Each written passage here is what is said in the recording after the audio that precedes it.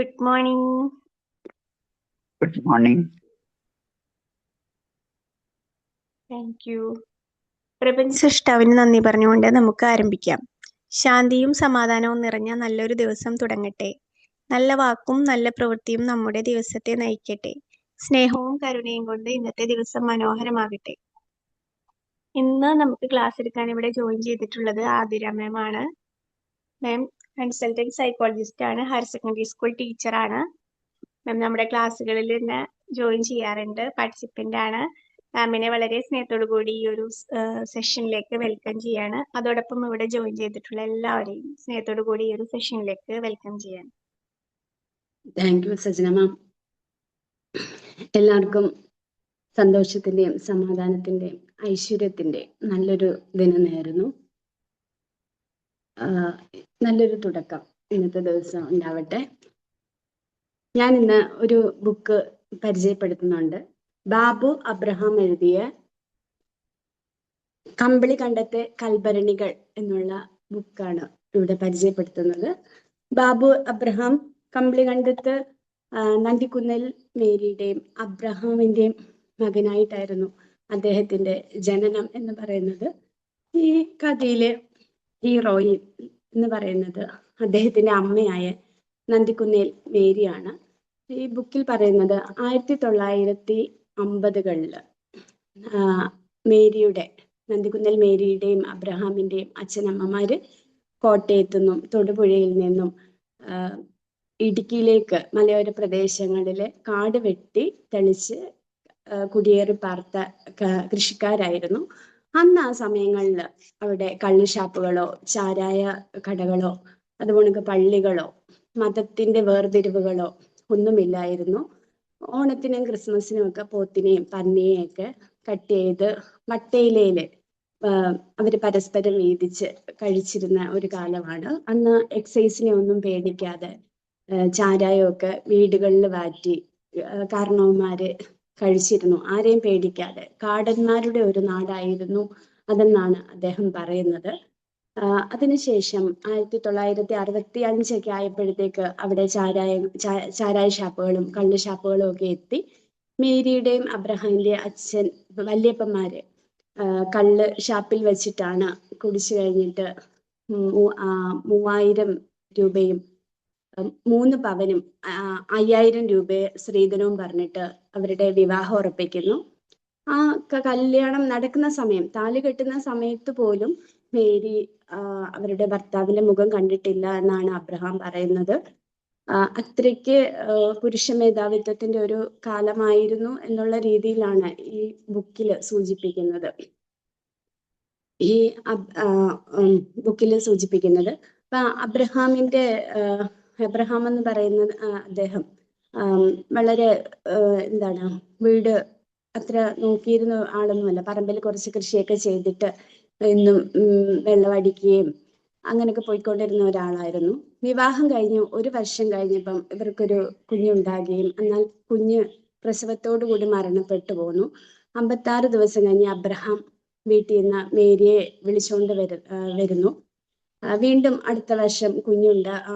ആ സമയത്ത് ഒരു സ്ത്രീധന തുകയുടെ ബാക്കിയായ 1000 രൂപ കൊടുത്തിട്ട് ഇവരൊരു പറമ്പ് വാങ്ങിക്കുകയും അവിടെ ഒരു പുല്ലിന്റെ കുടില് കെട്ടുകയാണ് ചെയ്യുന്നത്. അവിടെ നിന്നാണ് മേരിയുടെയും അബ്രഹാമിന്റെയും ജീവിതം തുടങ്ങുന്നത്.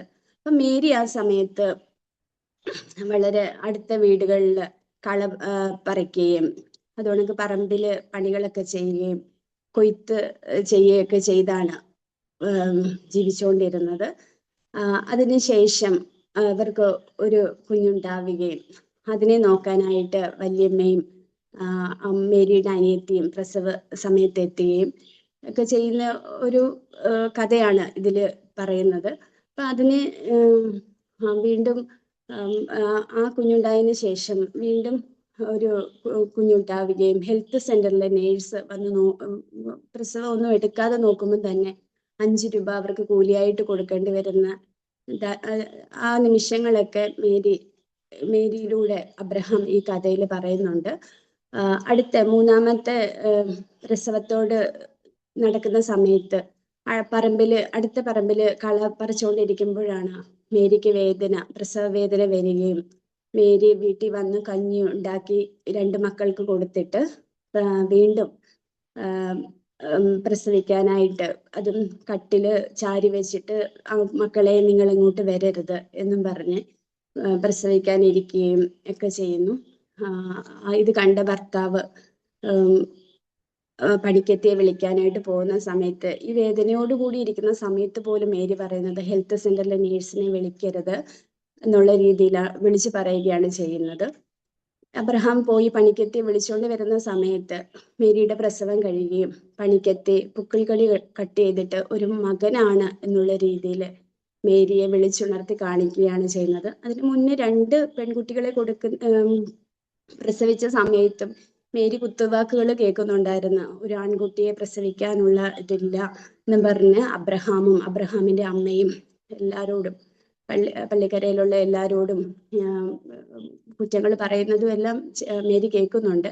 ഈ 3ാമത്തെ കുഞ്ഞിനെ ഒരു ആൺകുട്ടിയായപ്പോൾ മേരിക്ക് ഒരു സന്തോഷം തോന്നുകയാണ്, എനിക്കൊരു കൂട്ടുണ്ട് എന്നുള്ള രീതിയിൽ. അതിനുശേഷം ഒരു കുഞ്ഞും കൂടെ, ബിന്ദു എന്ന് പറയുന്ന ഒരു കുട്ടിയും കൂടെ ഉണ്ടാവുകയാണ്. എന്നാൽ അതോടുകൂടി അബ്രഹാമിന്റെ അച്ഛന്റെ സ്വഭാവത്തിന് വളരെ മാറ്റങ്ങൾ വരുന്നു. അദ്ദേഹം വെള്ളം അടിക്കുക അങ്ങനെയൊക്കെ ചെയ്യുകയൊക്കെ ചെയ്യുന്നതാണ്. ആദ്യം സമയങ്ങളിൽ മേരിയെ ശാരീരികമായിട്ട് ഉപദ്രവിക്കുകയൊന്നും ചെയ്യുകയില്ലായിരുന്നു. എന്നാൽ പറമ്പിൽ കൃഷി ചെയ്തിട്ട് വെള്ളമടിക്കുകയും ചീട്ട് കളിച്ച് പണക്കാരനാകാം എന്നുള്ളൊരു മോഹത്തില് പോകുന്ന അദ്ദേഹം രാത്രി തിരിച്ചെത്തുകയും കുട്ടികൾ മേരിയെ ഉപദ്രവിക്കുകയൊക്കെയാണ് ചെയ്യുന്നത്.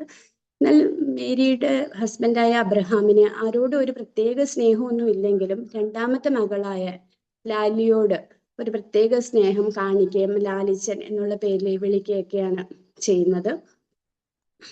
ഇങ്ങനെ പോകുന്ന ഒരു സംഭവത്തില് ഇങ്ങനെ തുടർന്നുകൊണ്ട് പോകുന്ന സമയത്ത് അബ്രഹാം ഒരു ദിവസം വീട്ടിൽ വന്ന് പറയുകയാണ്, ഞാന് സഹകരണ ബാങ്കിൽ നിന്ന് ലോൺ എടുത്തു, അത് പലിശയും കൂട്ടുപലിശയും എല്ലാമായി തീരുകയാണ്. ആ സമയത്ത് എനിക്കിത് അടയ്ക്കാൻ കഴിയില്ല, അതുകൊണ്ട് പുറത്തെവിടെങ്കിലും പോയി ഞാൻ പണവുമായിട്ട് തിരിച്ചെത്താമെന്ന് പറയുന്നു. അപ്പൊ മേരി പറയുന്നുണ്ട്, ഈ 4 കുട്ടികളെയും കൊണ്ട് ഈ പൊട്ടിയ വീട്ടില് ഞാൻ എങ്ങനെ കഴിയും, എങ്ങനെ ഒറ്റയ്ക്ക് ഇത് ചെയ്യും എന്നൊക്കെയുള്ള രീതിയിൽ.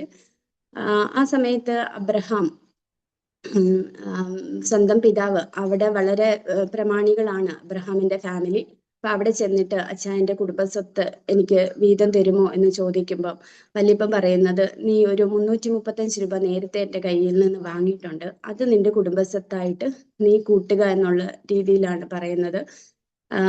എന്നിട്ട് ഒരു 50 രൂപ എടുത്ത് കൊടുത്തിട്ട് പറയുന്നു, നമ്മുടെ കുടുംബക്കാര് കോട്ടയത്ത് നിന്ന് വയനാട്ടിലേക്ക് കുടിയേറി പാർത്തിട്ട് കുറെ ആൾക്കാർ അവിടുത്തെ കാട് വെട്ടി വിജയിച്ചവരുണ്ട്, നീയും അങ്ങോട്ട് പോയി കാട് വെട്ടി വിജയിക്കാൻ പറയുന്നു. അത് കേട്ടിട്ട് അബ്രഹാം വീട്ടിലെത്തുകയും മേരിയോട് കേൾക്കാൻ വേണ്ടി ലാലിയെ വിളിച്ചിട്ട് പറയുന്നു, ഞാൻ ഇതുപോലെ പോവുകയാണ് വയനാട്ടിലേക്ക്, ഞാൻ കാശുമായിട്ട് തിരിച്ചെത്താന്ന്. ഇത് നിറകണ്ണുകളോടാണ് മേരി കേൾക്കുന്നത്. അപ്പം അബ്രഹാം പോകുന്ന ആ രാത്രിയില് നാട്ടുപ്രമാണികളും ഈ അബ്രഹാമിന്റെ വല്യപ്പനും എല്ലാവരും പള്ളിയിലെ ഫാദറും എല്ലാവരും കൂടെ ഒരു തീരുമാനം എടുക്കുന്നു, മേരിയുടെ വീട്ടിലേക്ക് പോകാനും 4 മക്കളെ അബ്രഹാമിന്റെ വീട്ടുകാർ നോക്കാം എന്നുള്ള രീതിയിൽ. അപ്പൊ ആ അച്ഛനോട് മേരി പറയുകയാണ്,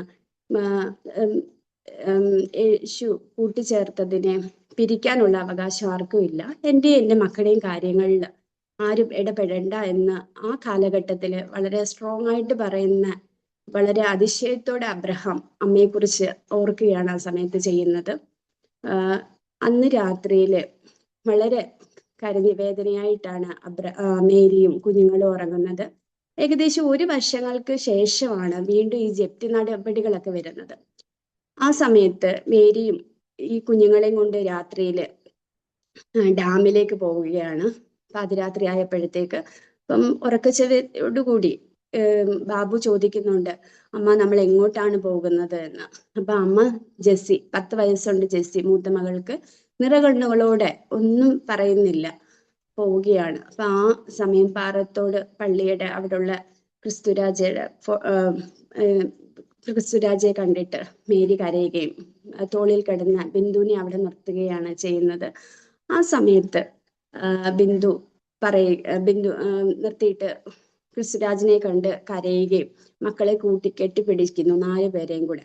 എന്നിട്ട് പറയാണ്, നമ്മൾ ഡാമിൽ പോവുകയാണ്, അമ്മ ആദ്യം ചാടും, അതിനുശേഷം മക്കൾ ഓരോരുത്തരായി ചാടിക്കോണം എന്ന് പറയുന്നു. ഇത് കേട്ടിട്ട് ജെസ്സി പറയാണ്, അമ്മ അതെങ്ങനെയാണ്, അമ്മയുടെ കൂടെ ചാടാൻ ഞങ്ങൾക്ക് പറ്റിയില്ല, പേടിയാണെങ്കിൽ ആദ്യം അമ്മ ഞങ്ങളെ എടുത്ത് ഇടും ഡാമിലേക്ക്, അതിനുശേഷം അമ്മ ചാടാന്. അപ്പൊ മേരി പറയുന്നുണ്ട്, എനിക്ക് അതിന് കഴിയില്ല മക്കളെ, നിങ്ങൾ ചാടിയാൽ മതി എന്നും പറഞ്ഞ് വീണ്ടും മേരിയും മക്കളും കൂടെ അവിടുന്ന് നടന്നു നീങ്ങുകയാണ്. അപ്പം 10 വയസ്സുകാരി ജെസ്സി പറയുകയാണ്, അമ്മ നമ്മളെ ഈ കമ്പിളികണ്ടത്തും ഈ പാറത്തോട്ടിലുള്ള ആൾക്കാർക്കല്ലേ അറിയത്തുള്ളൂ, നമുക്ക് ഈ ചിന്നാറ് കഴിഞ്ഞ് അപ്പുറത്തെ ഗ്രാമത്തിൽ എത്തിക്കഴിഞ്ഞാൽ ഭിക്ഷ തണ്ടിയെങ്കിലും നമുക്ക് ജീവിച്ചുകൂടെ എന്ന് അമ്മയോട് ചോദിക്കുകയാണ് ജെസ്സി. ആ സമയത്ത് മേരിക്ക് എവിടുന്നില്ലാതെ സങ്കടം അടപൊട്ടി വീഴുകയും മക്കളെ കെട്ടിപ്പിടിച്ചിട്ട് മരിക്കാൻ പോകുന്നത് തിരിച്ചു വരികയാണ് ചെയ്യുന്നത്. അപ്പൊ ആ മേരിക്ക് അതൊരു പൊട്ടബുദ്ധിയായിട്ട് തോന്നിയോ എന്ന് പോലും അറിയില്ല. ആ രീതിയിൽ അവർ തിരിച്ചു വരികയും പിന്നെ ഒരു വാശിയുള്ള മറ്റൊരു മേരിയാണ് കാണുന്നത്. കിട്ടുന്ന എല്ലാ പണികളും ചെയ്യുന്ന, മണല് വാരുന്ന, കല്ല് ചുമക്കുന്ന, സിമെന്റ് എടുക്കുന്ന, കോൺട്രാക്ട് വർക്കുകൾ ചെറിയ ചെറിയ രീതിയിലൊക്കെ ചെയ്യുന്ന വളരെ സ്ട്രോങ് ആയിട്ടുള്ള ഒരു ലേഡിയാണ് കാണുന്നത്. അങ്ങനെയൊക്കെ പണികൾ ചെയ്യുന്നുണ്ടെങ്കിലും മേരിക്ക് കുട്ടികളുടെ വിദ്യാഭ്യാസവും ഭക്ഷണവും ഈ ലോണും എല്ലാം കൂടെ ഒരുമിച്ച് ചെയ്യാൻ കഴിയുന്നില്ല. അപ്പോൾ അവര് ചെയ്യുന്നതെന്ന് വെച്ചാല് ഈ കുട്ടികളെ തൃശ്ശൂരുള്ള ഒരു അനാഥാലയത്തിലേക്ക് എത്തിക്കുകയാണ് ചെയ്യുന്നത്. അതൊന്നും അവിടുത്തെ അനാഥാലയം അത്ര നല്ല രീതിയിൽ കുട്ടികൾക്ക് സുഖമുള്ള രീതിയിലൊന്നും പോകുന്നില്ല. ഒരു സ്ലാബ് പോലും ടോയ്ലറ്റിനില്ലാത്ത, കുട്ടികളെ കൊണ്ട് തൊഴുത്തും അതേപോലെ ആട്ടിൻപുരയും അവിടെ എല്ലാം വൃത്തിയാക്കുകയും എല്ലാം ചെയ്യുന്ന ഒരു അനാഥാലയമായിരുന്നു. അങ്ങനെ 1 വർഷക്കാലം കുട്ടികൾ അവിടെ കഴിച്ചു നിർത്തി. വീണ്ടും ഒരു ക്രിസ്മസ് അവധി വന്നപ്പോൾ ഇടയ്ക്ക് പള്ളിയില് കുർബാന ചെല്ലുന്ന ബിന്ദുവിനെ കാണുന്നില്ല. തിരിച്ച് അനാഥാലയത്തിൽ എത്തിയപ്പോഴാണ് കുട്ടികൾ ഈ വിവരം അറിയുന്നത്. അപ്പൊ ഒരു മൂത്ത ജ്യേഷ്ഠൻ എന്നുള്ള രീതിയിൽ ബാബുവിന് ഇത് സഹിക്കാൻ പറ്റിയില്ല. ബാബു അനാഥാലയത്തിൽ നിന്ന് ഇറങ്ങി ഓടുകയാണ് ചെയ്യുന്നത് ബിന്ദുവിനെ അന്വേഷിച്ച്. എന്നാൽ ബിന്ദുവിനെ വഴിതെറ്റി അവിടുന്ന് കുറച്ചു നേരം കൂടെ പ്രാർത്ഥിച്ചിരുന്ന ബിന്ദു ഇറങ്ങി നടക്കുകയാണ്. പോകുന്ന വഴിയിൽ വഴി തെറ്റിയിട്ട് മറ്റൊരു പള്ളിയിൽ എത്തുകയും അവിടുത്തെ ഫാദർ ബിന്ദുവിനെ എത്തിക്കുകയാണ് ചെയ്യുന്നത്. അപ്പം ബിന്ദു അവിടെ എത്തുകയും ഇത് ബാബുവിനെ കൊണ്ടുവന്നിട്ട് ചൂരിൽ വെച്ചിട്ട് നല്ല അടി കൊടുക്കുകയാണ് ചെയ്യുന്നത്. അപ്പൊ ഇത് മക്കളെ ആ മാസത്തിൽ കാണാൻ വന്ന മേരി കുട്ടികളുടെ ഈ അവസ്ഥയൊക്കെ കാണുകയും അവരുടെ ദേഹത്തെ ചൊറിയും ചിരങ്ങും പേനും അവരുടെ ബുദ്ധിമുട്ടുകളും എല്ലാം കണ്ടിട്ട് അവരെ നിർത്താൻ ഉദ്ദേശിച്ച സമയം പോലും നിർത്താതെ മേരി മക്കളെയും കൊണ്ട് കമ്പിളികാട്ടത്തേക്ക് പോവുകയാണ് ചെയ്യുന്നത്. മേരി അതിനുശേഷം ഈ ലോണുകളൊക്കെ അടയ്ക്കുകയും വളരെ സാമ്പത്തികമായിട്ട് മുന്നോട്ട് കുറച്ചുള്ള രീതിയിൽ പോവുകയും കുട്ടികൾക്ക് ഭക്ഷണത്തിനുള്ള വഴിയും വിദ്യാഭ്യാസത്തിനുള്ളതൊക്കെ വഴി കണ്ടെത്തുകയാണ് ചെയ്യുന്നത്. ബാബു 5ാം ക്ലാസ്സിലാവുകയും അപ്പൊ ഉച്ചഭക്ഷണം കൊണ്ടുപോകാനുള്ള വകയൊന്നും ഇല്ലാത്തതുകൊണ്ട് അവർ ഉച്ചഭക്ഷണം കൊണ്ടുപോകാറില്ല. അപ്പൊ അത് ബാബുവിനൊരു ശീലമാവുകയും 5ാം ക്ലാസ്സിൽ സുബൈദ എന്ന് പറയുന്ന കൂട്ടുകാരി ഭക്ഷണം കൊടുക്കുന്നത് ബാബുവിനെ വളരെ അതിശയത്തോടാണ് കാണുന്നത്. സുബൈദ ഡെയിലി ചോറ് കൊണ്ടുപോവുകയും അതിനോടൊപ്പം 2 കറികളൊക്കെ കൊണ്ടുപോകുന്നു. അത് ബാബുവിന് ഷെയർ ചെയ്യുന്നു. അതിനുശേഷം ഇടയ്ക്ക് സുബൈദ വരാതാവുകയും സുബൈദയുടെ വീട്ടിലൊരു മരണം നടക്കുന്നതും ഒക്കെയാണ് ബാബു ഇതിൽ പറയുന്നത്. കൗമാരക്കാരനായ ബാബുവിന് അച്ഛൻ നാട് വിട്ടു പോയിട്ട് വരാത്തതിന്റെ ഒരു ഫ്രസ്ട്രേഷനൊക്കെ ഉണ്ട്. ബാബുവിന് കുട്ടികളുടെ കാര്യങ്ങൾ അറിയാലോ. 1 പറഞ്ഞ് 2 അച്ഛനുണ്ടായിട്ടും അച്ഛനില്ല എന്ന് പറഞ്ഞ് കുട്ടികള് മാനസികമായിട്ട് ബുദ്ധിമുട്ടിക്കുന്നത് ബാബുവിന് വളരെ വേദനിപ്പിക്കുന്നുണ്ട്. അപ്പൊ അമ്മയോടാണ് അതിന്റെ ദേഷ്യം എല്ലാം ബാബു കാണിക്കുന്നത്. അമ്മ കാരണമാണ് ഇങ്ങനെ സംഭവിച്ചത്. അന്ന് ഡാമില് അമ്മയെടുത്ത് മക്കളെയും കൊണ്ട് ചാടിയെങ്കിൽ ഇങ്ങനെ ഒന്നും കേൾക്കേണ്ട അവസ്ഥ ഉണ്ടാകില്ല എന്നൊക്കെ ബാബു അമ്മയോട് ആ സമയത്ത് പറയുന്നുണ്ട്. ഇത് മേരിയെ വളരെയധികം വേദനിപ്പിക്കുന്നുണ്ട്. 10ാം ക്ലാസ് ആയപ്പോഴത്തേക്ക് മേരിയുടെ അനിയൻ ആയ കൊച്ചച്ഛന്റെയും കുഞ്ഞമ്മയുടെയും കൂടെ ബാബുവിനെ പറഞ്ഞു വിടുകയാണ് ചെയ്യുന്നത്. 1 വർഷം അവിടെ കാലം നിന്ന് നീ പഠിക്കുക, ഒരു ചേഞ്ച് വരുമ്പോഴത്തേക്ക് നിനക്ക് മാറ്റങ്ങൾ ഉണ്ടാകും എന്നുള്ള രീതിയിൽ ബാബു അവിടെ ചെന്ന് 1 വർഷം പഠിക്കുകയാണ് ചെയ്യുന്നത്. അതിനുശേഷം അവിടുത്തെ എക്സാം കഴിഞ്ഞ ഉടനെ ബാബു അവിടുന്ന് നാട് വിടുകയാണ്. ഒരു 40 ദിവസത്തേക്ക് ഓടിപ്പോവുകയാണ് ചെയ്യുന്നത്. അതിനിടയിൽ നാട് വിടുമ്പോഴുള്ള ദുസ്സഹങ്ങളും ഒക്കെ ബാബു ഇതിൽ പറയുന്നുണ്ട്. അഷ്റഫ് എന്ന് പറയുന്ന ആളുടെ കയ്യിൽ നിന്നുണ്ടാവുന്ന ദുരനുഭവങ്ങളും പോലീസുകാരൻ കാണുമ്പോൾ ഉണ്ടാവുന്ന ദുരനുഭവങ്ങളും, ഒരു ഹോട്ടലില് പാത്രം കഴുകുന്ന ജോലി കിട്ടുന്നു, ഒരു കുട്ടിയായ അവരെ ഇത്രയും കഷ്ടപ്പെടുത്തുന്നു, അങ്ങനെ മറ്റൊരു ഹോട്ടലിൽ വർക്ക് ചെയ്യുന്നതും. അവിടെ വെച്ചിട്ടാണ് ബാബുവിന് ഒരു സുബോധം ഉണ്ടാവുന്നു. എൻ്റെ അമ്മ എത്ര പേർക്കാണ് കോൺട്രാക്ട് വർക്കുകൾ കൊടുക്കുന്നത്, ഞാൻ എന്തിനാണ് ഇങ്ങനെ കിടന്ന് കഷ്ടപ്പെടുന്നത്, ഞാൻ അവിടെ ചെന്ന് കഴിഞ്ഞാൽ അമ്മ എന്നെ രണ്ട് കൈയിൽ നീട്ടി സ്വീകരിക്കില്ലേ എന്നും പറഞ്ഞ് ബാബു തിരിച്ചു വരുന്നതാണ് കാണുന്നത്. ആ സമയത്ത് മേരി ഒരൊറ്റ അടിയാണ് ആദ്യം ബാബുവിന് കൊടുക്കുന്നത്. അതിനുശേഷം എൻ്റെ പൊന്നുമോനെ എന്ന് പറഞ്ഞ് കെട്ടിപ്പിടിക്കുകയാണ് ചെയ്യുന്നത്. എന്നോട് ഇത് നിനക്ക് ചെയ്യാൻ തോന്നിയോ എന്നുള്ള രീതിയിൽ. ബാബു വളരെ അന്നേരമാണ് ബാബുവിന് കുറച്ച് മെച്യൂർ ആവുന്നത്. ആ വർഷം ബാബു അവിടെ അടുത്തുള്ള ഒരു കോളേജിൽ സെക്കൻഡ് ഗ്രൂപ്പ് അഡ്മിഷൻ കിട്ടുകയും എന്നാൽ ക്യാഷ് എടുക്കാത്തതുകൊണ്ട് ആ അഡ്മിഷൻ നഷ്ടപ്പെടുന്നു. മേരി 1000 രൂപ കൊടുത്ത് ടിവിയും റേഡിയോ ഒക്കെ ശരിയാക്കുന്ന ഒരു ഇൻസ്റ്റിറ്റ്യൂട്ടിൽ ജോയിൻ ചെയ്യിക്കുന്നു. എന്നാൽ ഒരാഴ്ച പോയി കഴിയുമ്പം മനസ്സിലാവുകയാണ് ഇതെനിക്ക് പറ്റിയ കോഴ്സ് അല്ല എന്ന്. ആ സമയത്ത് മേരി പിന്നെ അബ്രഹാമിന്റെ കൂടെ നിൽക്കുകയാണ് ചെയ്യുന്നത്. നമ്മുടെ തലയ്ക്ക് മീതെ വെള്ളം വരികയാണെങ്കിൽ നമ്മൾ ആദ്യം കിട്ടുന്ന ഒരു തടിക്കഷ്ണത്തിൽ പിടിക്കണം, വീണ്ടും ഒരു തടിക്കഷ്ണം വരും, അത് പേടിക്കണം, അടുത്ത തടിക്കഷ്ണം ഒഴുകി വരുമ്പോൾ അതിലും പിടിച്ച് ഒരു കാട്ടുവള്ളി വെച്ച് നമ്മൾ കെട്ടണം, എന്നിട്ട് ആ ചങ്ങാടത്തിൽ നമ്മൾ രക്ഷപ്പെടണം എങ്ങോട്ടെങ്കിലും. അതിനുശേഷം ആ ചങ്ങാടം ആർക്കെങ്കിലും വിട്ടുകൊടുക്കണം എന്നും പറഞ്ഞ് ഉപദേശങ്ങൾ നൽകുകയാണ് മേരി.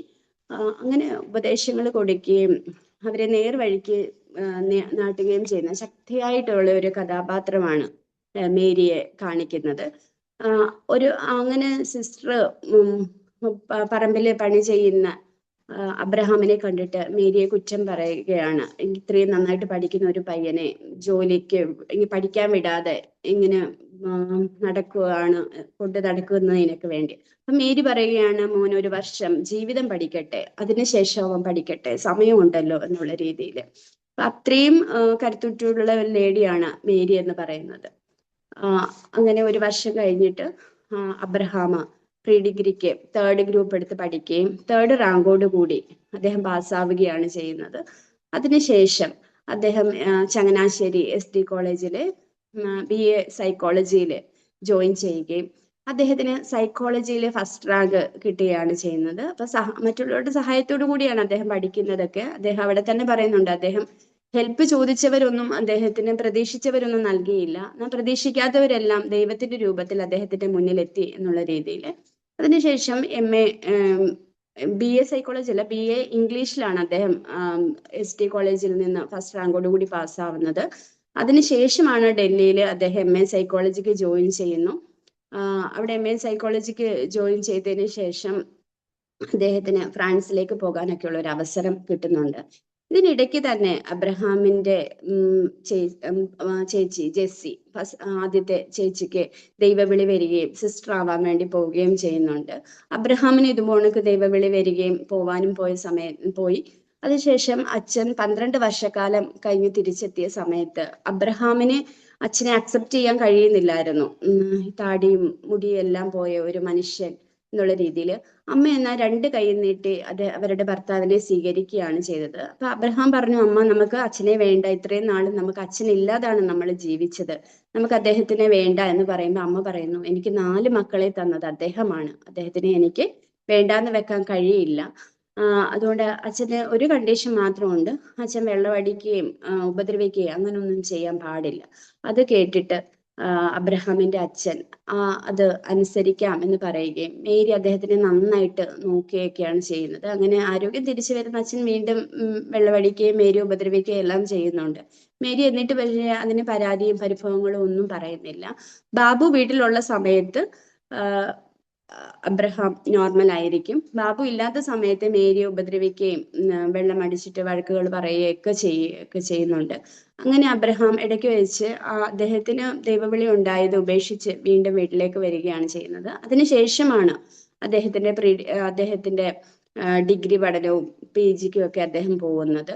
ആ PG പഠിക്കുന്ന സമയത്താണ് അദ്ദേഹത്തിനെ ഒരു ഡോക്ടർ വിളിച്ചിട്ട് പറയുന്നത് മേരിക്ക് ക്യാൻസർ ആണ് എന്നുള്ള രീതിയിൽ. ഇതെല്ലാം അറിയുന്ന അമ്മ ആ ട്രീറ്റ്മെന്റുകൾ ചെയ്യാതെ അതെല്ലാരിൽ നിന്ന് മറച്ചു വെക്കുകയാണ് ചെയ്യുന്നത്.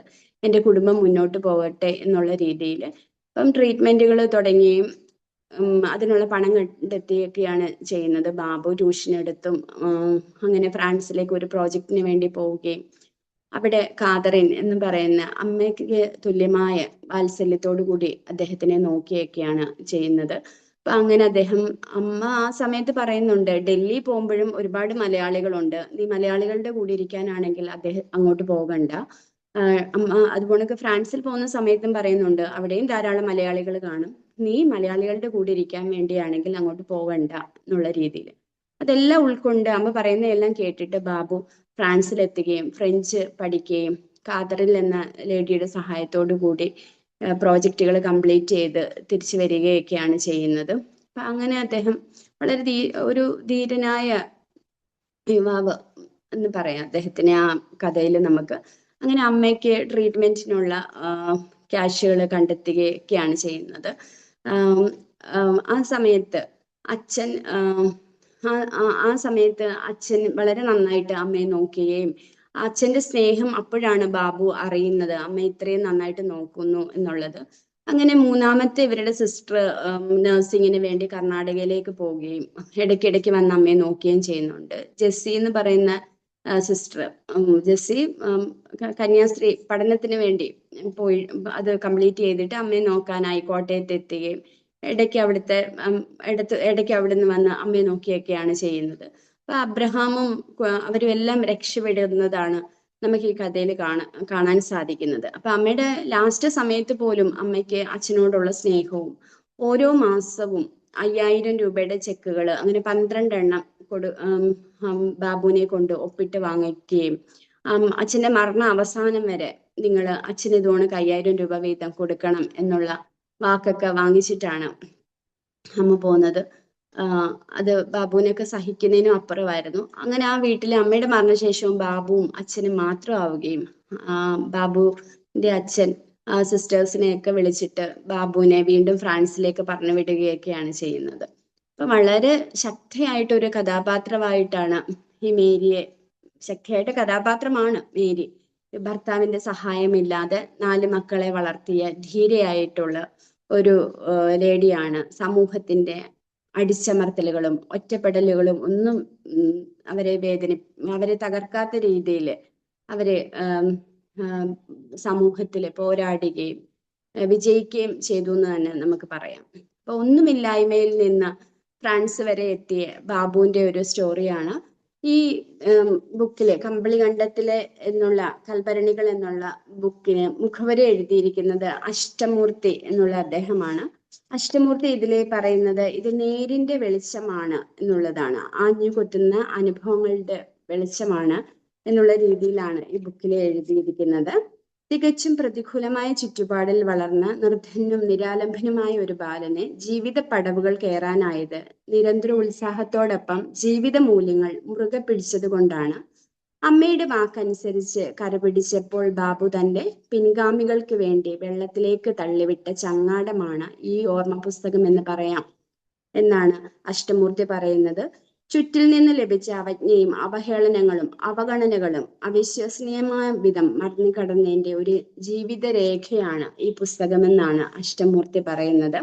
ഈ ബുക്ക് വായിച്ചിട്ട് നമ്മുടെ മിനിസ്റ്ററായിട്ടുള്ള VD സതീശൻ സാറും ഒക്കെ ഇതിനെക്കുറിച്ച് ചങ്കുതുളയുന്ന ഭാഷയിൽ സ്വന്തം ഹൃദയരക്തം കൊണ്ടെഴുതിയ ഒരു പുസ്തകമാണ്. നിങ്ങളുടെ മക്കൾക്ക് ഈ പുസ്തകം വാങ്ങിച്ചു കൊടുക്കണം. ഒരുപക്ഷെ നിങ്ങൾക്ക് അവർക്ക് കൊടുക്കാവുന്ന ഏറ്റവും ഒരു നല്ലൊരു സമ്മാനമാണ് ഇത്. തീച്ചൂളയിൽ ഉരുകിയെടുത്ത അനുഭവങ്ങളുടെ കത്തുന്ന അക്ഷരമായ ജീവിതം കുറിച്ച ബാബു എബ്രഹാമിന്റെ ഓർമ്മക്കുറിപ്പുകളുടെ സമാഹാരമാണ് കമ്പളിക്കണ്ടത്തെ കൽഭരണികൾ. പല അധ്യായങ്ങൾ വായിക്കുമ്പോഴും കരച്ചിൽ നിയന്ത്രിക്കാനായില്ല, വായിച്ചു തീർത്തപ്പോഴും കണ്ണീർ തോരുണ്ടായിരുന്നില്ല എന്നാണ് VD സതീശൻ ഈ ബുക്കിനെ കുറിച്ച് എഴുതിയിരിക്കുന്നത്. അത് സത്യമാണ്. ഈ ബുക്ക് ഞാൻ എപ്പോഴോ വായിച്ചു വിട്ടതാണ്, പക്ഷെ ഇതെന്റെ മനസ്സിൽ തന്നെ ഉണ്ടായിരുന്നു. നമുക്കിത് വായിച്ചു കഴിഞ്ഞാൽ മനസ്സിലൊരു നൊമ്പരമാണ്. നമ്മളെ എവിടെയല്ല നമ്മളെ മനസ്സിൽ വേദനിപ്പിക്കുന്ന ഒരു പാർട്ടാണ്. ഒരു പേജ് കഴിഞ്ഞാൽ നമുക്ക് അടുത്ത എന്താണ് എന്നറിയാന് ഒരു എന്തൂസിയാസമാണ്. അതേപോലെ ഒരു മോട്ടിവേഷണൽ ബുക്കും കൂടാണ് ഇത് എന്ന് പറയാം.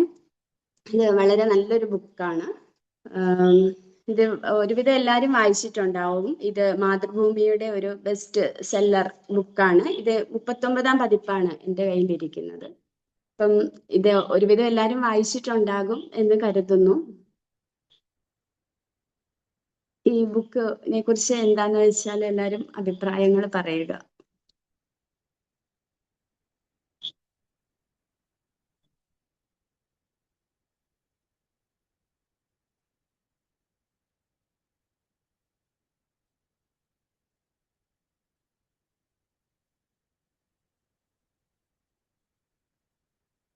ഇവിടെ ഉണ്ടോ എല്ലാരും?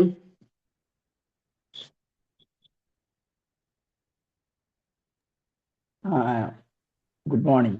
Good morning sir.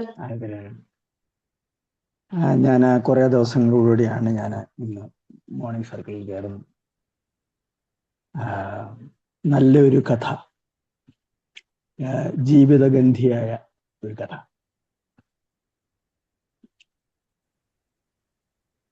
ഞാൻ 5 വർഷമായി എൻ്റെ പത്തനംതിട്ടയിൽ നിന്ന് കോഴിക്കോട് വന്നിട്ട്. അപ്പോഴ് ഈ പറഞ്ഞ കഥ അത് കേൾക്കുന്ന സമയത്ത് ശരിക്കും എൻ്റെ ബാല്യകാലത്തെ കാര്യങ്ങൾ, ഞങ്ങള് 3 മക്കളായിരുന്നു. ആ 3 മക്കളിൽ ഞാനും എൻ്റെ ജ്യേഷ്ഠനും ഒരു പെങ്ങളും. അത് കഴിഞ്ഞിട്ട് കുറെ വർഷത്തിന് ശേഷമാണ് ഞങ്ങളുടെ അനുജൻ ജനിച്ചത്. അനുജൻ ജനിച്ചതെന്ന് പറഞ്ഞു കഴിഞ്ഞാൽ ഞങ്ങൾ കോളേജിൽ പഠിക്കുന്ന സമയത്ത് അനുജൻ ജനിച്ചു. ആദ്യകാലങ്ങളില് ഓരോരോ ജീവിക്കാനുള്ള ഓരോരോ ബുദ്ധിമുട്ടുകൾ, അത് ഇപ്പോഴത്തെ തലമുറയ്ക്ക് അറിയില്ല. നമുക്കത് പറഞ്ഞ് മനസ്സിലാക്കാനും പറ്റും. പലപ്പോഴും ആഹാരം പലപ്പോഴും മുടങ്ങുന്ന അവസ്ഥ, ഇത് കഴിക്കാതിരിക്കുന്ന അവസ്ഥ,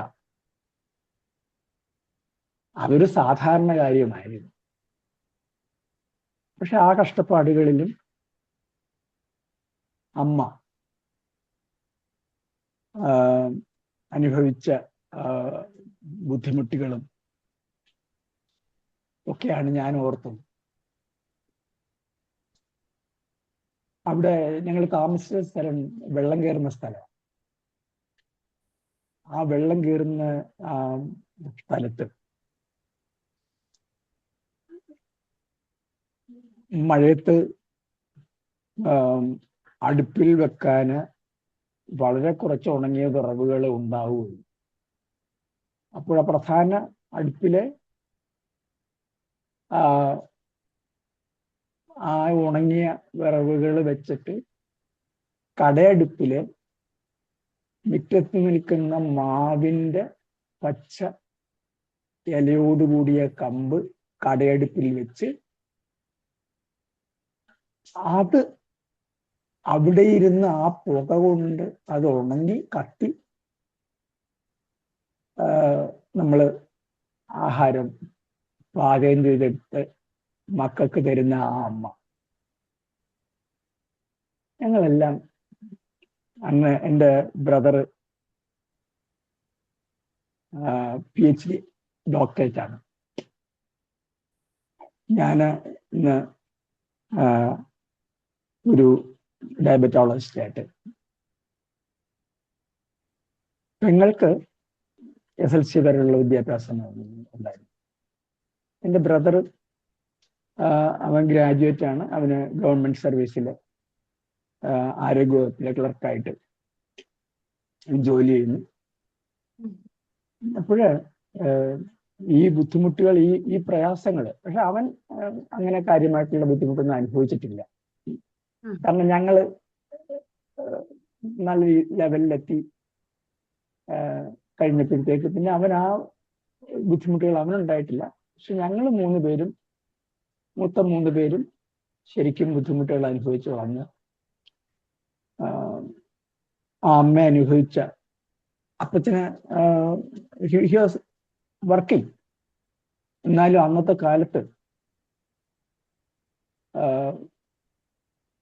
4 കിലോമീറ്റർ ദൂരെ പോയ സ്കൂളിൽ നടന്നാണ് ആ സ്കൂളിൽ പഠിക്കാൻ. അതും ഉണ്ടെങ്കിലുണ്ട് ഇല്ലെങ്കിലില്ല എന്നുള്ള രീതിയിൽ വളർന്ന് ഈ ഇന്നത്തെ നല്ല അവരൊക്കെ വയസ്സായ സമയത്ത് അവർക്ക് നല്ല നിലയിൽ അവർക്ക് വേണ്ട കാര്യങ്ങൾ ചെയ്യാൻ കഴിഞ്ഞു.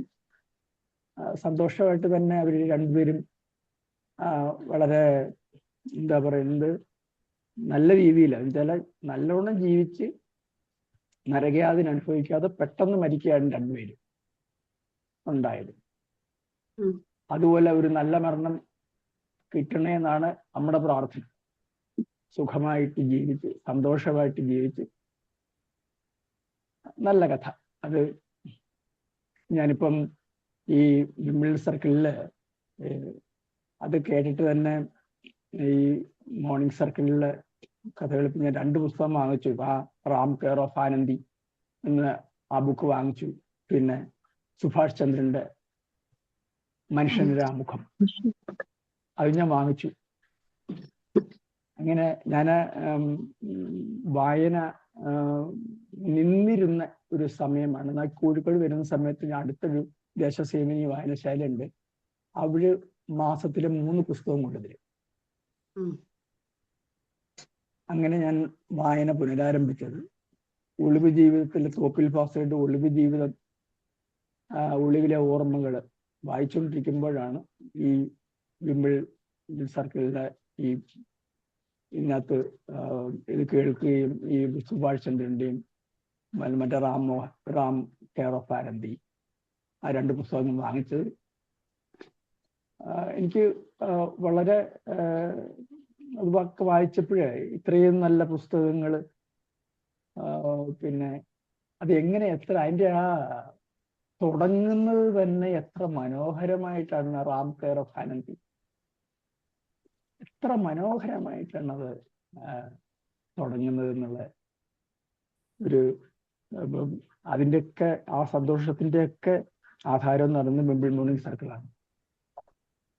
Thank you very much for introducing such a nice book. I will try to get a copy of it. Thank you. Thank you, authorities of Morning Circle also. Thank you. Thank you, sir. ഒരു ജീവിതാനുഭവം ഞങ്ങൾക്ക് share ചെയ്ത് തന്നതിന് thank you. ഞങ്ങൾ ഈ book വായിക്കുന്നതിൽ ഞങ്ങൾ ഇപ്പോഴുള്ള ആൾക്കാരാണല്ലോ, അതിനെക്കാട്ടി ഞങ്ങൾക്ക് ആ ബുക്ക് വായിക്കുന്നത് ഞങ്ങൾക്ക് അതുപോലെ ഫീലാണ്. ഈ എക്സ്പീരിയൻസ് ഷെയർ ചെയ്യുന്നതും അതേപോലെ തന്നെയാണ്.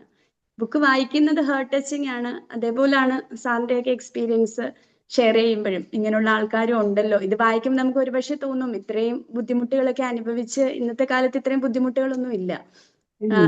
അത് നമ്മൾ പറഞ്ഞു കഴിഞ്ഞാൽ അവർക്ക് മനസ്സിലാവില്ല. ജീവിച്ചിരുന്നോ എന്ന് പോലും തോന്നുന്ന ഒരു കാലഘട്ടമാണ് ഇപ്പോൾ. അത് എൻ്റെ മകളെ, എനിക്കൊരു മോളേ ഉള്ളൂ. ആ മോളെ വളർത്തിയപ്പോൾ ഞാനത് ശ്രദ്ധിച്ചിരുന്നു. കാരണം എന്ന് വെച്ചാൽ എന്തെങ്കിലും ആൾ വേണമെന്ന് പറഞ്ഞു കഴിഞ്ഞാൽ ഉടനെ വാങ്ങിക്കൊടുക്കില്ല. ഇപ്പോൾ അച്ഛൻ്റെ പൈസ ഇല്ല, വാങ്ങിച്ചു തരാം എന്ന് പറഞ്ഞിട്ട് പിന്നെ അത് വാങ്ങിച്ചു കൊടുക്കുള്ളൂ. അതേപോലെ തന്നെ 7ാം ക്ലാസ് വരെ സ്കൂൾ ബസ്സിൽ പോവുകയും വരികയും ചെയ്തിരുന്ന 8 മുതൽ നീ ലൈൻ ബസ്സിൽ പോയാൽ മതി, നീ ലൈൻ ബസ്സിൽ പോയി. അപ്പം ലൈൻ ബസ്സിൽ വീട്ടിൽ നിന്ന് ഒരു ഫർലോങ് നടക്കണം വണ്ടി കിട്ടണമെന്നുണ്ടെങ്കിൽ. അതേപോലെ തന്നെ അവിടുന്ന് സ്റ്റാൻഡിൽ നിന്ന് ഇറങ്ങിക്കഴിഞ്ഞാൽ സ്റ്റാൻഡിൽ നിന്ന് ഏതാണ്ട് നിയർലി 1 കിലോമീറ്റർ. അപ്പം ജീവിതം പഠിക്കണം.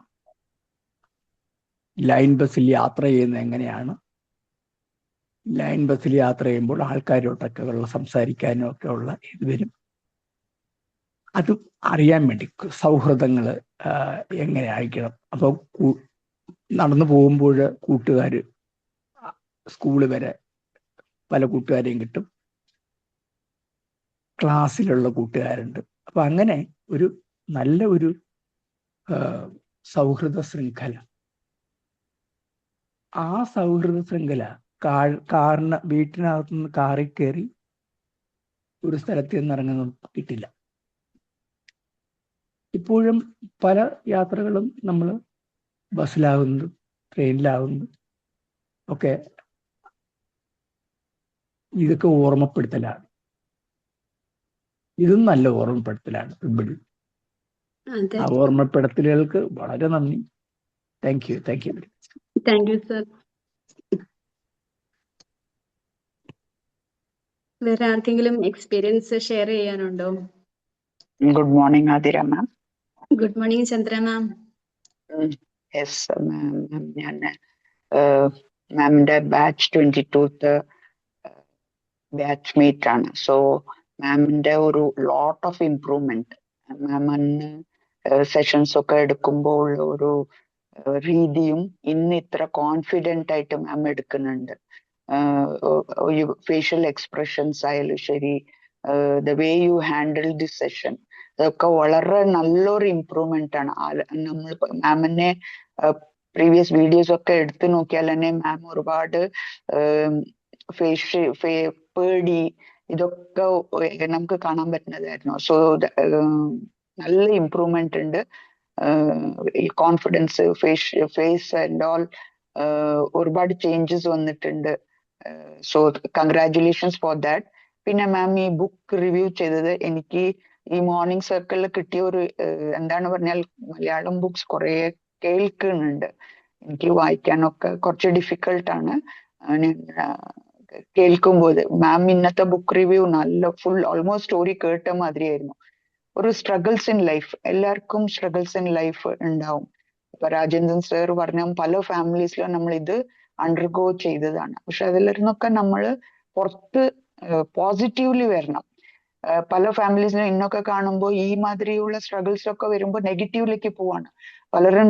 ഞാൻ ബിക്കോസ് എനിക്ക് എപ്പോഴും എൻ്റെ പ്രൊഫഷൻ ഇൻഫ്ലുവൻസ് ചെയ്യുന്നത് കൊണ്ട് ഈ സ്ട്രഗിൾസിൽ നമ്മുടെ ഇപ്പോഴത്തെ കുട്ടികളൊക്കെ ഡ്രഗ്സിലേക്ക് പോവാണ്, ബാഡ് കമ്പനി, ഇത് രീതിയിലേക്ക് പോവാണ്. ഈ മാതിരി സ്റ്റോറീസ് വായിക്കുമ്പോഴാണ് അവർക്ക് ശരിക്കും അറ്റ്ലീസ്റ്റ് ഫീൽ ചെയ്യാൻ പറ്റും ഇങ്ങനെ ലൈഫ് എന്ന് പറയുന്നത് ഒരു സ്ട്രഗിൾ ആണ്. സ്ട്രഗിളിൽ നിന്ന് പോസിറ്റീവ് ആണ് അഡോപ്റ്റ് ചെയ്യേണ്ടത്, നെഗറ്റീവ് ആണ് അഡോപ്റ്റ് ചെയ്യേണ്ടത്. ഇതിന്റെയും ഇടയിലെ ഒരു കാര്യം മാം പറയണ കേട്ടു, ദാറ്റ് ഈസ് മൊത്തം ഫാമിലി സൂയിസൈഡ് ചെയ്യാൻ അറ്റംപ്റ്റ് ചെയ്യണം. അതല്ല അതിന്റെ സൊല്യൂഷൻ. ആ സൊല്യൂഷനിൽ നിന്ന് നമ്മള് ലൈഫ് സ്ട്രഗിളിനെ ചാലഞ്ച് ചെയ്തിട്ട്, ഇപ്പൊ മാം പറഞ്ഞ ആ സ്റ്റോറിയിൽ ഒരു ഫ്രാൻസ് വരെ എത്തി പറയുമ്പോ ആ സ്ട്രഗിൾസിന് മീറ്റ് ചെയ്ത് മുന്നോട്ട് പോയി എന്നുള്ളത്. സോ ഈ മാതിരി stories definitely struggle is A reality.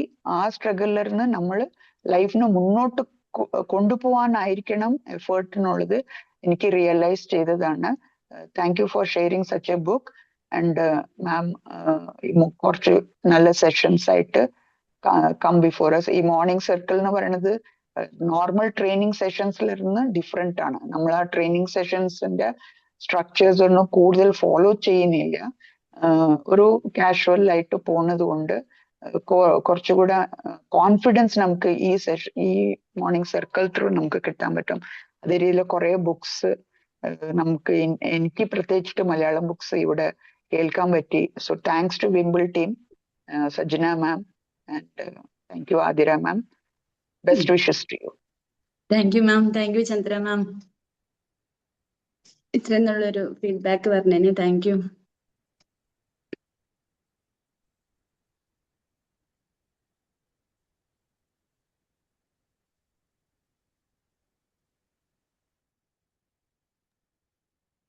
Athira ma'am,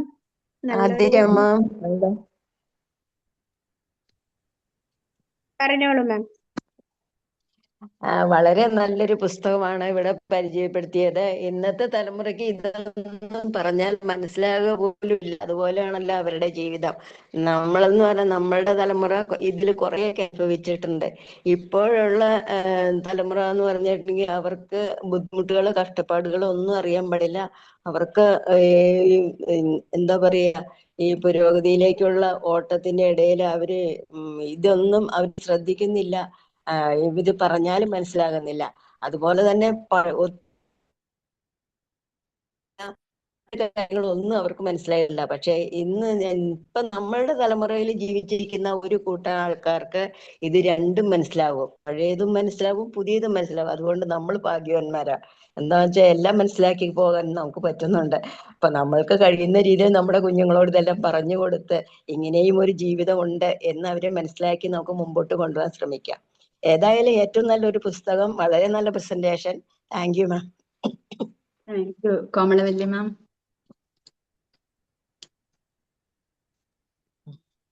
Athira ma'am, Sajana ma'am. സങ്കടം തോന്നി ഓരോ അതുമല്ല മാം ആണെങ്കിൽ ആ ഒരു ബുക്കിലത്തെ ഒരുവിധം കാര്യങ്ങൾ എനിക്ക് തോന്നുന്ന ഒരു ബുക്ക് വായിച്ചൊരു ഫീൽ തന്നെ ഉണ്ടായിരുന്നു കേട്ടാ. ഒരുവിധം എല്ലാം ഓർത്തെടുത്ത് മാം അത് പറഞ്ഞിട്ടുണ്ട്. Thank you so much. ഇപ്പൊ ശരിക്കും ബുക്ക് വായിക്കാനായിട്ട് തോന്നുന്നുണ്ട്. അതുപോലെ അതിലത്തെ മേരി എന്ന് പറഞ്ഞിട്ടുള്ള കഥാപാത്രം ശരിക്കും നമുക്ക് ഇൻസ്പിറേഷൻ ആണ്. നമ്മളിങ്ങനെ കുറെ മോട്ടിവേഷൻ സ്പീച്ചും അതും കേൾക്കാനേക്കാൾ ഉപരി ഇതുപോലുള്ള കഥാപാത്രങ്ങൾ, ഇതുപോലെ ബുക്ക് വായിക്കുമ്പോൾ നമ്മുടെ മനസ്സിൽ മൈൻഡിലേക്ക് അത് വരും. ആ ഒരു കഥാപാത്രം മേരിയുടെ ആ ഒരു റെസിലിയൻസും എല്ലാം നമ്മുടെ മൈൻഡിലേക്ക് വരും. അപ്പൊ എന്തായാലും നല്ലൊരു ബുക്കായിരുന്നു. അതുപോലെ തന്നെ ബാബു ആ ഒരു ഫ്രാൻസിൽ എത്താനായിട്ട് അതിന്റെ പിന്നിൽ ഒരുപാട് സ്ട്രഗിൾ ചെയ്തിട്ടുണ്ടാവും. അങ്ങനെ ഉണ്ടാവും. അപ്പൊ അതൊക്കെ നമുക്ക് നല്ലൊരു ഇൻസ്പിറേഷൻ തന്നെയാണ്. നല്ലൊരു സ്റ്റോറിയാണ്. എന്താ പറയാ, ഇമോഷണൽ ആയിട്ടായാലും നമുക്ക് ഭയങ്കര മോട്ടിവേഷൻ തരുന്ന ഒരു ബുക്ക് തന്നെയാണെന്നാണ് മാമിന്റെ ആ ഒരു റിവ്യൂവിൽ നിന്ന് മനസ്സിലായത്. ഇങ്ങനെ ഒരു ബുക്ക് ഞാൻ ആദ്യമായിട്ട് കേൾക്കുന്നതാട്ടാ. പരിചയപ്പെടുത്തി തന്നതിന് ഒരുപാട് നന്ദി. Thank you. Thank you Sajana ma'am.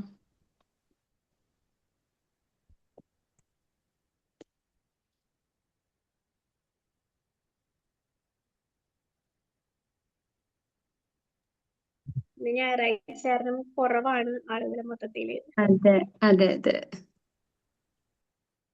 Review പറയാനില്ലേ ഇനി?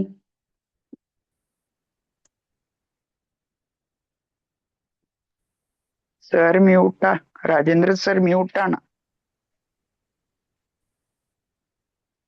അല്ല, ഈ ഓരോ ദിവസവും ഇത്രയും ആൾക്കാരെ സംഘടിപ്പിക്കുകയും അവരെ കൊണ്ട് പിന്നെ ഓരോ ദിവസവും ഇങ്ങനെ ഓരോ ആൾക്കാരെ കൊണ്ട് ഇത് പ്രസന്റ് ചെയ്യിക്കുകയും ചെയ്യുന്ന ഒരു കഴിവും കൂടെ ഇതിനകത്ത് കാണേണ്ടതുണ്ട്. ഞാന് ഇതിനകത്ത് കയറിയ സമയത്ത് എന്നുവെച്ചാല് കയറുന്ന അന്ന് തന്നെ പകല് രാവിലെ എന്നെ സജനമാം വിളിച്ചിട്ട് പറഞ്ഞു, ഒരു സാറിനൊരു പിന്നെ ഒരു ക്ലാസ് എടുത്തുകൂടി എന്ന് എൻ്റെ സജനമാം ചോദിച്ചു. അപ്പൊ ഞാനിപ്പോ ഓർക്കായിരുന്നു, ഒരു പ്രാവശ്യം ഇതിനകത്ത് എൻട്രി ചെയ്ത് ഒരാളിനെയും ഓരോ ആൾക്കാരെയും ഈ സർക്കിളിന് വേണ്ടി എങ്ങനെ പ്രയോജനപ്പെടുത്താം എന്നുള്ള ഒരു ചിന്തയിലാണ് എപ്പോഴും സജനാമ. I really appreciate you. Thank U.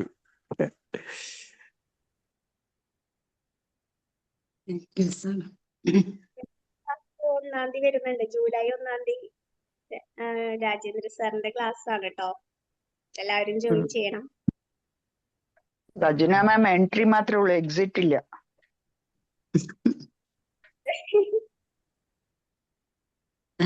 Sir പറഞ്ഞത് കറക്റ്റ് ആണ്. ഞാനൊക്കെ മോർണിംഗ് സർക്കിളിലൂടെ ഇവളുടെ പാർട്ടായ ഒരാളാ. ഇത് കേട്ടപ്പോഴാണ് എനിക്കും ക്ലാസ് എടുക്കണം എന്നൊക്കെയുള്ളൊരു തോന്നൽ വന്നിട്ട് പിന്നെ അതിനു വേണ്ടിയിട്ട് ട്രെയിനേഴ്സിൽ ജോയിൻ ചെയ്യുകയും ക്ലാസ്സുകളൊക്കെ എടുത്ത് തുടങ്ങുകയൊക്കെ ചെയ്തത്.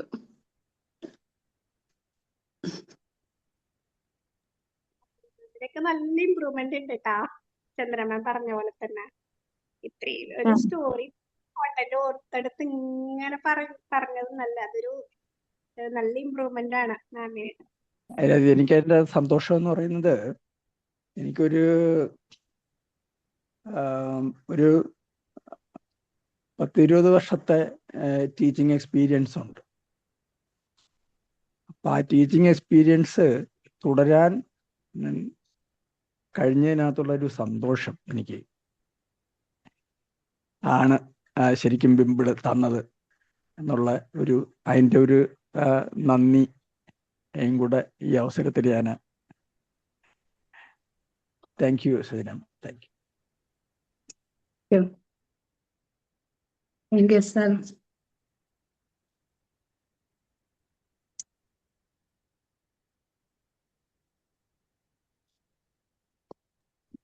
നമുക്ക് വൈൻഡപ്പ് ചെയ്യാലേ?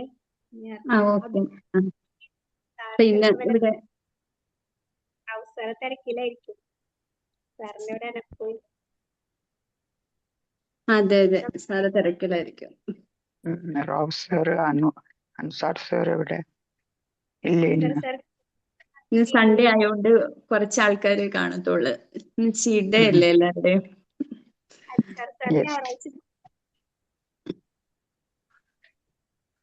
ഇന്ന് സൂസൻ മാം കയറിയിട്ടില്ല. മാം ഉണ്ടാവാറുണ്ട്, സൺഡേ ഉണ്ടാവാറുള്ളതാണ്. ഇനി എന്ത് പറ്റിയെന്ന് അറിയില്ല. ഓക്കെ മാം, നമുക്ക് വൈൻഡപ്പ് ചെയ്യാൻ തോന്നുന്നു. Thank you. Wishing all a good day. Bye bye. Thank you ma'am. Bye. Thank U.